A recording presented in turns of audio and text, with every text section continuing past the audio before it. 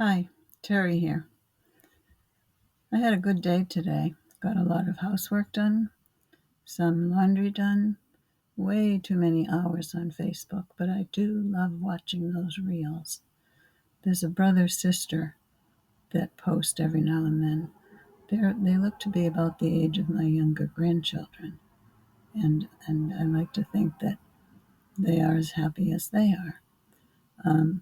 Today I watched them talk about cherry blossoms, and the girl's name is Sybil, and the boy's name, I forget that. It's unusual for me to not remember a little boy's name. I had so many in school. Well, that's why I left my job, because I couldn't remember names anymore. Anyway, they were picking cherry blossoms and talking about the healthy side of them, the toxic side of their little seeds. And anyway, it was fun to watch them having a tea party and sharing muffins. Oh, there was another thing that I watched today, though, and that was a live podcast from Mary Trump, the president's niece. I keep up with her. I've read her books. She writes well. She's a psychologist, I believe, and she's had a lot to say about her brother and their family, the family and all, from the parents down.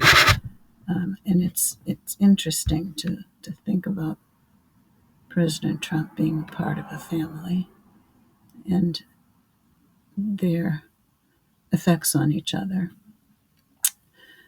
And it got me thinking again that I'm free now to express my political alliances.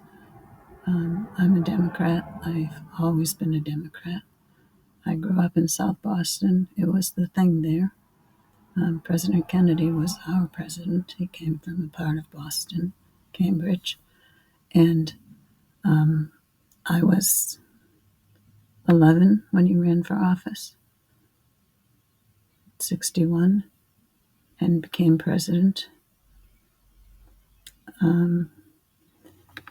And I certainly carried signs for him when I was 10 and he was running for president. I just carried them up and down my street. I didn't go anywhere helpful with them. It's just a small street in Southie. But I felt important from that time on. I felt I had a say in who would be our leaders and what would be our goals and values. And I was very proud of being an American from childhood on. When I became a teacher, I had to quiet my preferences, but speak to both sides. And I loved Judy Collins' music when she sang the song Both Sides Now. I won't sing that to you tonight. My voice is very hoarse tonight. But I listened to Mary Trump, and as I said, I've read her books, and I admire her strength in being able to share all that she shares with us and helping us to understand Donald Trump as a person. Not particularly her favorite person, not mine either, but he is our president, and the teacher in me would always revert back to that position. He is our president, and we respect the office of the president. And that's what I try to do. I try to see both sides of a situation. I have friends who are strong Republicans and will always support Donald Trump as the Republican president. Whether they support him as a person or not, I don't ask. It isn't my place to ask. It isn't my place to feel responsible to try to redirect them or consider their side as equal to my side. I do try, but I can't always deliver on that promise. But listening to Mary, recognizing her strength, her powerful voice, even when she's saying things that are not flattering to her relative, it just reminds me that I can say these things now. I can write these things now. I don't have to hide in the position of neutrality. I do try to respect both sides, but sometimes it's hard, particularly this time. But I continue to try to find the good in everyone and speak to that part of that person. You know, the Hindus, they have an expression, and a lot of people who take and deliver yoga lessons use it as part of the lessons, and they say namaste when a person is leaving. And namaste was translated to me as meaning the God in me sees the God in you and respects you. And that's a good way to keep things on a calm level when you are in a strong disagreement with someone else's position. And so I try to keep that in mind. I do want to go back to writing poetry. I've been reading a lot of poetry. I've just recently resubscribed to the magazine Harper's, and I read the poems in this month's issue, and they were, I wouldn't say profound, but they were certainly thought-provoking.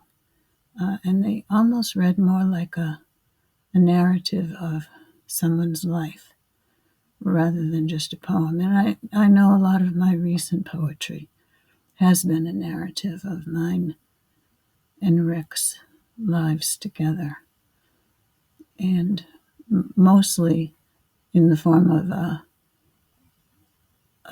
letter to Rick, I guess I would say. The poems speak directly to Rick, but they tell the story of how Rick and I had a truly wonderful, loving relationship that helped both of us grow and become strong adults. My strength is not what it was. It has gone downhill with my frequent and numerous diagnoses. I once said to friends, I could sing a song of my diagnoses. I call them the OCs. And I have multiple sclerosis, osteoporosis, scoliosis, hyperhidrosis, and then skin cancers, basal, squamous, and melanoma. Malignant melanoma, but not metastatic melanoma. And, there are more, but I can't remember them now. And of course, the most recent but long expected, Parkinson's disease. I could write a poem about all of those, I guess, but that's really not what I want to do. What I would like to believe I could do is get back to the poet that was. Because the poet that was when I was a young person, when Vietnam was happening, when Rick was pending eligibility for the draft, the military draft, and he was going to join the Navy to not be drafted. He said he would rather have a boat deck under his feet rather than a jungle under his feet. And I thought that was a wise choice for him. But I would have been on the rebellious side. And that's not who I was as a teenager, but it was who I was becoming as a young adult. I wanted to move to Canada. Rick's grandparents and one of my grandparents came from Canada, and I felt we would be able to go there, and when we began our married life, and raise a family there, and find jobs there, and be safe there. And I know Canada also had a military, but I don't think that we would have been at as much risk of the draft in Canada as we would have been here in America. I don't know, maybe that was a pipe dream, but it never happened. We didn't get to go to Canada. We stayed here, but we were fortunate that Rick's birth date fell into the first American lottery for the military draft. And because it was the first lottery, it was everyone who was eligible for the draft that year, everyone who had been eligible for the draft for the prior, 8 or 10 years. So it was a very large pool.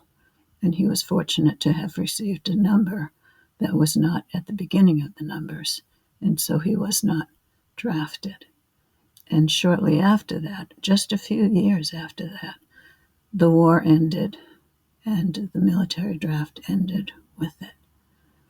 Today we have an all-volunteer military force, and that is so impressive and is so reassuring to me that everyone who is in the military wants to be in the military, has a purpose in the military.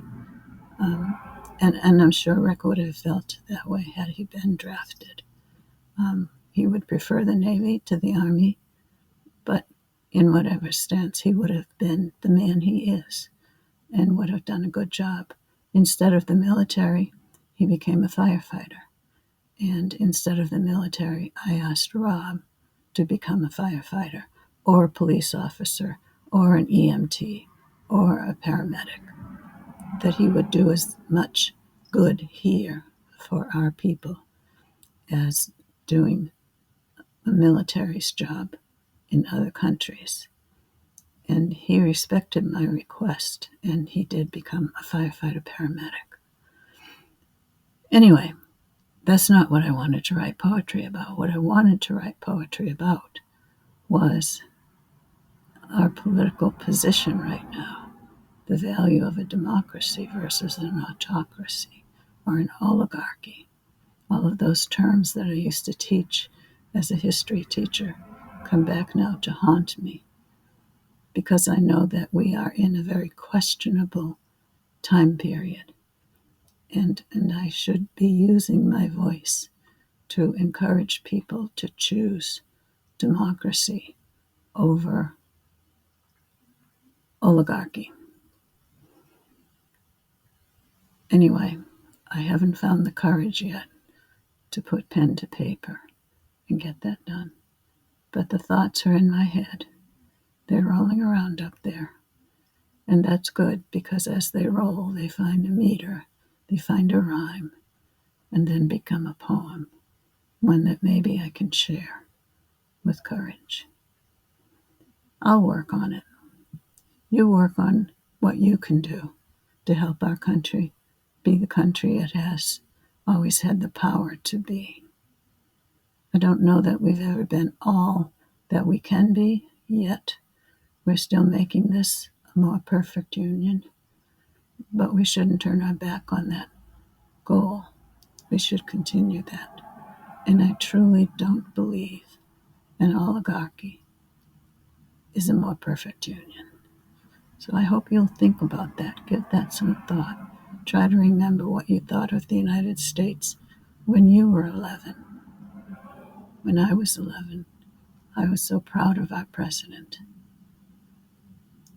I wish I could encourage that pride in my grandchildren's generation.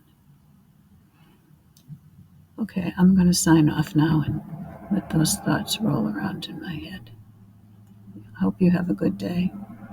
Be safe, be careful, and be kind to others. And I love that Mary Trump closed her podcast tonight with those words. Be kind. You too.